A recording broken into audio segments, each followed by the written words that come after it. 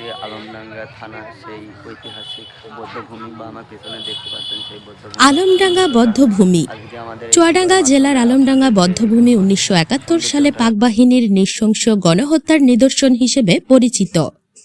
মুক্তিযুদ্ধের সময় বাঙালিদের নির্মমভাবে হত্যা করে এই বধ্যভূমিতে পুঁতে রাখা হতো। দেশ স্বাধীন হবার পর এই বধ্যভূমিতে শত শত মানুষের মাথার খুলি ও হাড় পাওয়া যায়। ২০১২ সালে তরুণ প্রজন্মের কাছে পাকবাহিনীর নির্যাতনের ইতিহাস তুলে ধরার লক্ষ্যে আলমডাঙ্গা বধ্যভূমিতে স্মৃতিস্তম্ভ ও কমপ্লেক্স নির্মাণ করা হয়। ইতিহাস থেকে জানা যায় যে ১৯৭১ সালে কুমার নদের উপর অবস্থিত লাল ব্রিজের দুই পাশে মিলিটারি ক্যাম্প ছিল। মুক্তিযুদ্ধের সময় প্রথমে চুয়াডাঙ্গাকে অস্থায়ী রাজধানী হিসেবে সিদ্ধান্ত নেওয়ার কথা পাকবাহিনী জেনে যায় এবং চুয়াডাঙ্গার সাধারণ জনগণের উপর অগ্নিসংযোগ ও নির্যাতনের মাত্রা বাড়িয়ে দেয়।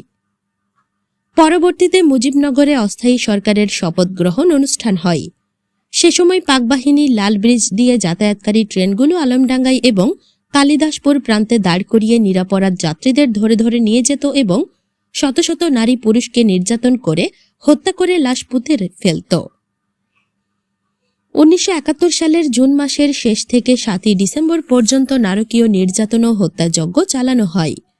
মুক্তিযুদ্ধকালীন পাক ওয়াপদা ভবনের বাউন্ডারির কাছে পানি উন্নয়ন বোর্ডের হলুদ খালাসি ঘর ছিল, যা টর্চার সেল হিসেবে পরিচিত ছিল।